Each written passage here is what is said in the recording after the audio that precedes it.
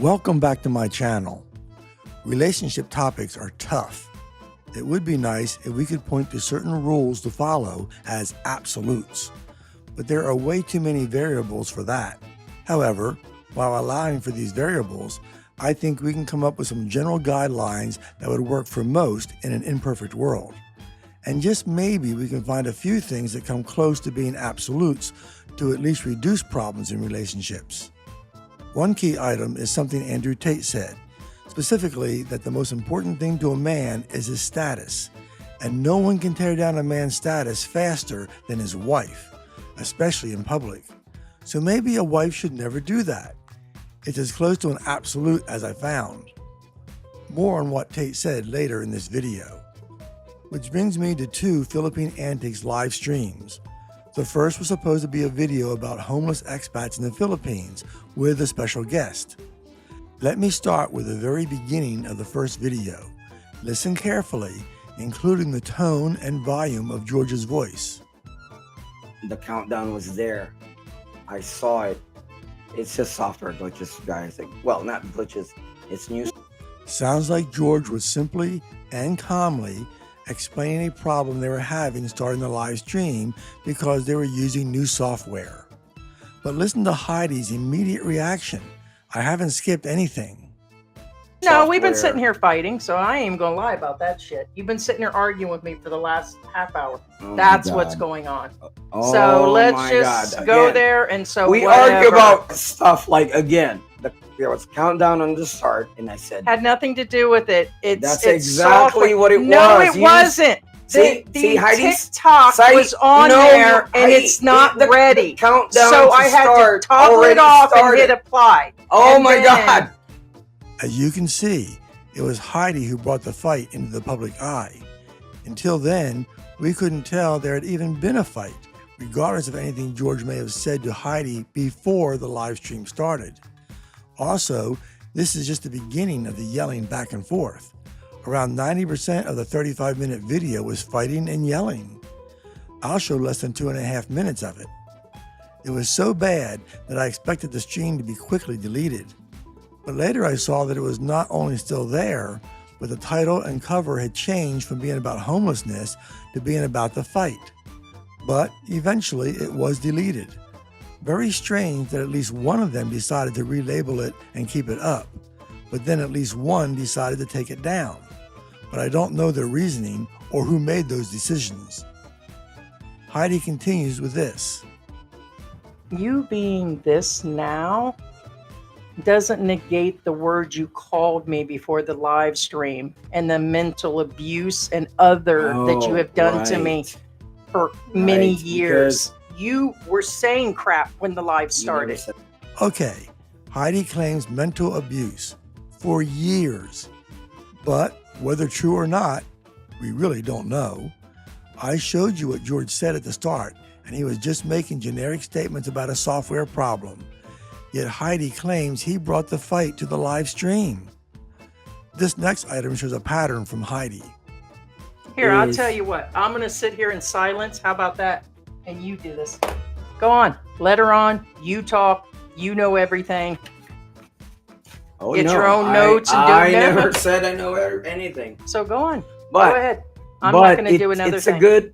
It's a good practice, though. And not to mention, this actually screws me up because the only reason I told you to adjust that. You for the last hour. You had an hour and 20-something minutes. You were going to have me take it over. You should have. Do you see it? Heidi said she was just going to sit there in silence, yet never stop talking. And just like the shouting match, this just goes on and on. Heidi does it again here. Actually, I'm done. I told you if you did, that's what I would do. And then when you're done with this and you run away today, you can just hide for a while, but go ahead. I have nothing to say. I mean, there's no reason to sit there. I told you no. This should have been properly done. So now you have no, so now if you'd like me to beat your ass for just sitting around with a woman and having a conversation in there over what? You don't even know what's going on. That's how much you don't know. Yeah, so now you're going to sit up with a woman and sit here and talk with her on top of everything else. She has nothing to do with this. You don't even know what the hell is going on. You should have just left earlier. So, after Heidi declares she has nothing to say, she keeps saying lots of things. Okay, now let me bring in what Andrew Tate said about status and relationships, because it bears on this fight. What men are interested in life, not just in their relationship, but in their life as a whole, is status. I don't think most people understand, especially women, how competitive the male world is and how competitive it is for status. This is why men do everything they do. Men buy the faster car, not to drive any faster, because of status. It's why we want a bigger house. We don't give a shit where we live. It's because of status. It's why I want to go to the gym and get big and strong, because of status. Everything we do is about status. It's why I want the better job. It's why I want more money. It's why I want to be respected. So what's the number one thing we want our female to give us? Status. That's what we want. So she can give us status by being beautiful. That's one thing she can do. But another thing she could do is if I turn up home and I come home with my boys and she says, I'll cook you all a steak. That's status. That's all my boys going, Ross, you just been out all night and she's here and she's going to cook for all of us and she'll clean up and tidy up. Boom. That's the kind of girl a man's not going to want to lose because it makes him look good. Without That's what men complaining. want. Status. Other times, Tate specifies a wife shouldn't criticize her husband in public, and I agree. I can't think of a single benefit to doing so, which is why I feel the status thing is a rare absolute rule for relationships. With that in mind, listen to a couple of the many comments Heidi makes to publicly criticize George. Wouldn't have to anymore micromanage if you wasn't a because- 12-year-old boy. You have been assertive since the day one we met. No, Such statements directly undermine a man's status to a general public who shouldn't be brought into the private problems Heidi and George have. Making statements like, "We are just being honest," like Heidi also says, doesn't make it okay. Before someone says Heidi has a right to say what she wants about bad things George has done, assuming she isn't making things up or exaggerating, then it should stay private. Nothing about being public makes things better. Another thing, Heidi loves to say when she is criticizing other couples that it is okay because those couples chose to make their lives public on YouTube. Well, lots of people make parts of their lives public. That doesn't mean it's ethical for others to talk about what they didn't make public. But since Heidi specifically makes these personal things public, even boasting about doing so, I'm just accepting what Heidi says is okay to do when reacting to them. But it doesn't apply to anyone else who keeps private things private. After taking down that video, Heidi did one by herself 2 days later. So everything was good just about as quick as we get off air.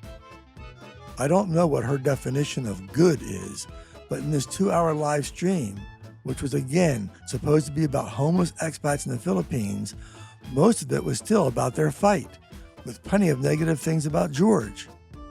And I'm not going to hide it. Okay, fine, her choice. But is it the right choice? As I pointed out, exactly what positive results come from ridiculing a husband in public? I suppose she can say it helps her blow off steam, but that can be done off air. So, again, what real benefit is there? But you ain't gonna come on and treat me like that and call me a stupid bitch and other things right before the live and keep calling me dumb and stupid and talk down on me, for right before the live. Well, that doesn't sound nice of George, assuming it is true.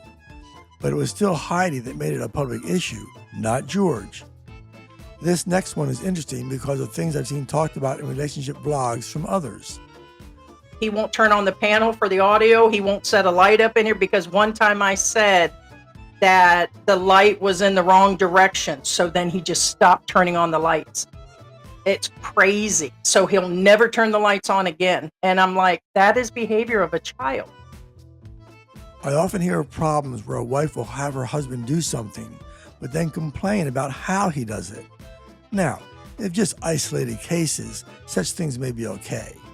But if it happens very much, or is done in a condescending tone, the husband likely will just stop doing it. We can't tell how Heidi does it or how often, nor can we trust any description she may give. After all, you've seen her say George brought the fight to the live stream when, in fact, his opening statement didn't. She did. And there are things she has flat out made up about others, like when Heidi claims the Philippine P has some Western guy writing her scripts. But Heidi's example about the audio and lighting may well be an instance of this problem. Heidi's next comment is nonsensical. It's just where it is. I haven't said anything that's insulting. Considering just a small number of examples I've included here, that's a weird statement. It's also another example of why I just can't trust anything she says. George may be a complete jerk offline. I certainly have documented objections to what he does online, but nothing in either of these two videos benefited from making the fight public. Heidi's reaction to a commenter is also not encouraging. So why are you talking about the relationship in the live if you know he won't like it? Like I said, don't care.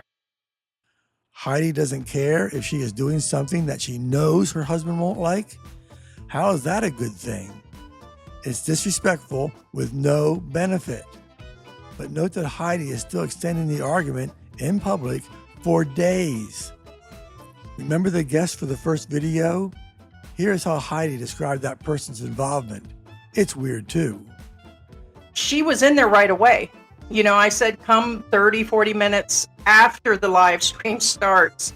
That way we can go in and talk. Me and George might have piped down some, but she's in there in cap lock saying, come on, let me in and stop this. And she's like in full caps, screaming is what I seen at us at the same time. And I get it, but shit, girl, this ain't my job. I don't have to do nothing, be professional. No, I'm not working for the embassy and got sponsors and all my shit's going to drop off. And no, hell no, this ain't CNN, hun. So it's, you know, but I knew that I was wrong for that. Since that video was taken down, I can't check what was being said in the chat window. But I find it strange that Heidi tries to insinuate the guest is partly responsible for the fight lasting so long.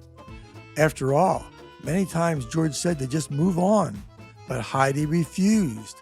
At any point, Heidi could just have said they would deal with their personal problems later and do whatever introduction they had planned for the guest Heidi invited. Heidi chose not to, and even extended the fight into a video 2 days later. Don't blame the guest when Heidi does that. Instead, Heidi is just wasting the guest's time. And why make an issue of the guest showing up right away?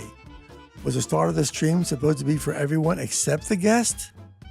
Being there early just means the guest is there in case Heidi is ready sooner. When the fight started, there was no telling what was going to happen. Certainly Heidi didn't seem interested in moving forward, so it shouldn't be a surprise that the guest would push to get started. As for shouting by using caps lock, well, you heard plenty of real shouting by Heidi, and there was lots more I didn't show. Besides, there could be a good reason to use caps lock.